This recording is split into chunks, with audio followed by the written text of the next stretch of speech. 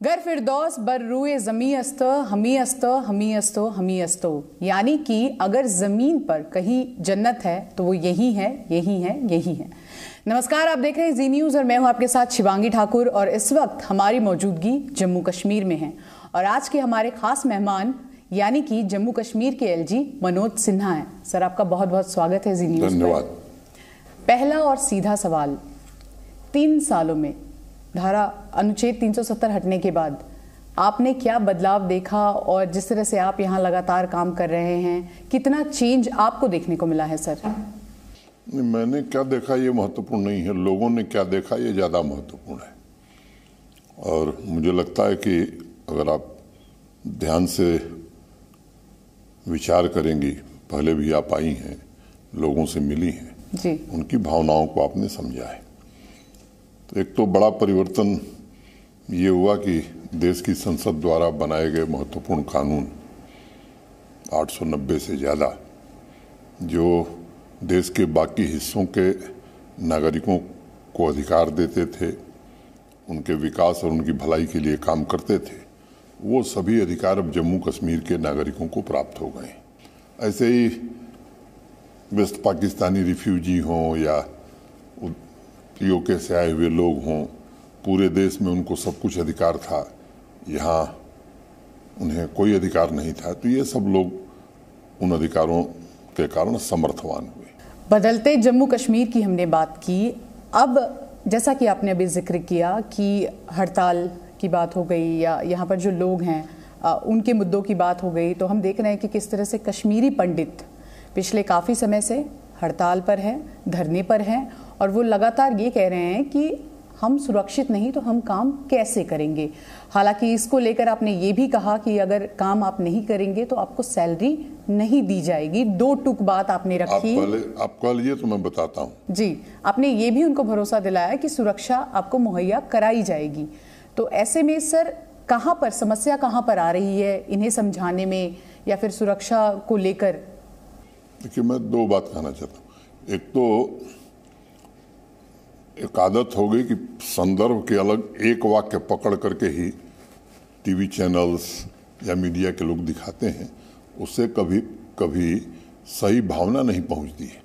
मैंने जो बात वहाँ कही थी लगभग उसको उसी तरह दोहराता हूँ। मुझसे किसी पत्रकार ने सवाल पूछा था जी, तो मैंने विस्तार से उसका उत्तर दिया था।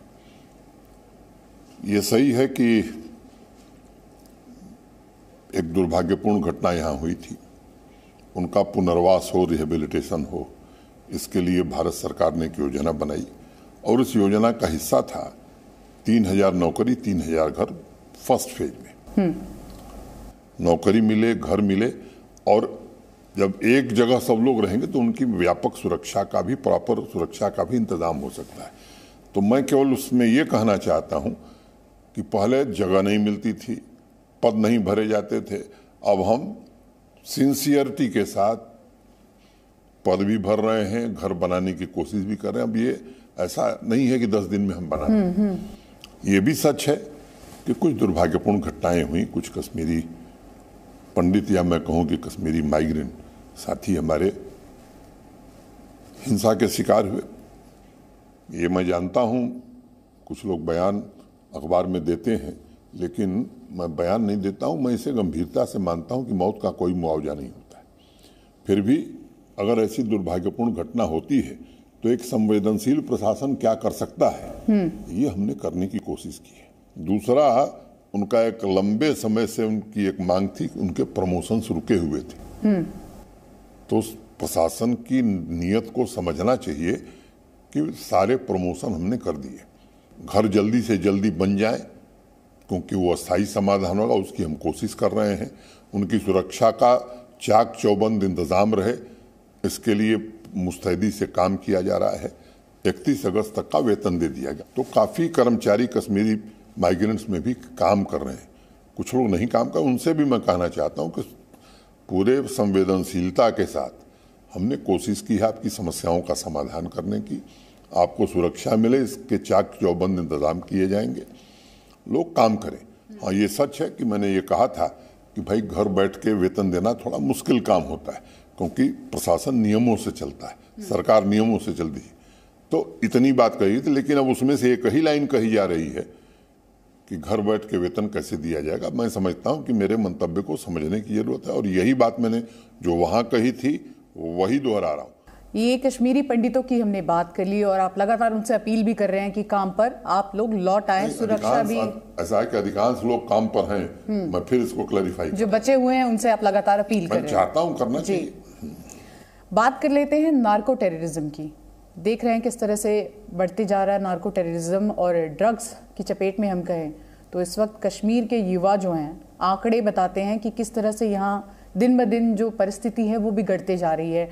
तो इस पर लगाम लगाने के लिए आपको क्या लगता है सर, कहाँ कमी रह गई? क्योंकि लगातार प्रशासन कोशिश तो कर रहा है, लेकिन आपको भी पता है कि यहाँ नार्को टेररिज्म किस तरह से बढ़ते जा रहा है, तो आपको कमी कहाँ लग रही है और किस दिशा में काम किया जा रहा है? देखिए, पूरे देश में 227 जिले हैं जो इसके प्रभाव में।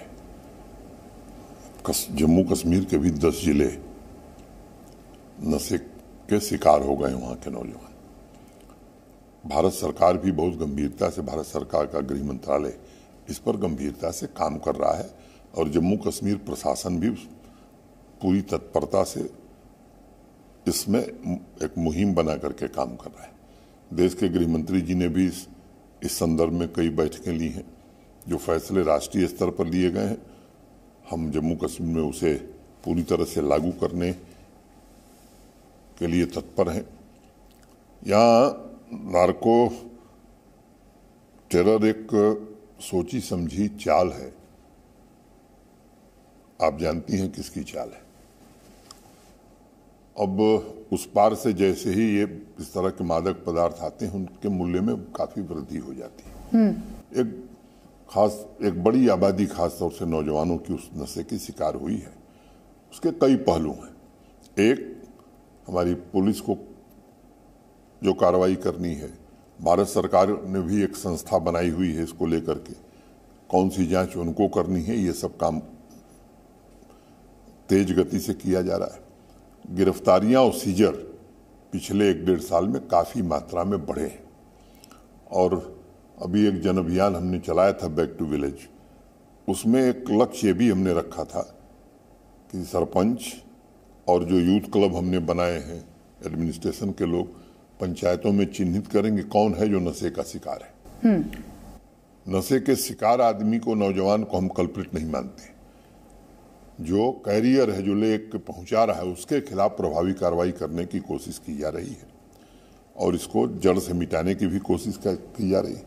समाज कल्याण विभाग जो हमारा है वो इस तरह के केंद्र भी चला रहा है। हेल्थ डिपार्टमेंट को भी निर्देश दिए गए हैं ताकि ये जो नौजवान जिन्हें इनकी आदत बिगड़ गई है, उन्हें कैसे जल्दी से जल्दी स्वस्थ बनाना और उनको एम्प्लॉयमेंट की दिशा में ले जाना।